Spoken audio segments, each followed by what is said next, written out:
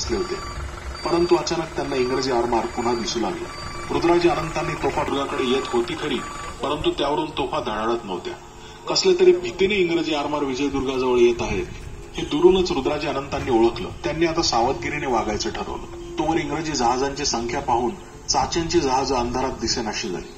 ब्राऊननं आपला काफिला मुंबईकडे नेण्याचा हुकूम दिला होता आणि चाच्यांची जहाज जशी मागे फिरली तसं विजयदुर्गाजवळ आलेला ब्राऊन हा पुन्हा लटपटला.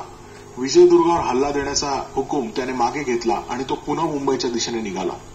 सकाळ होई तो सारी इंग्रजी जहाज तितर बितर पसरली होती.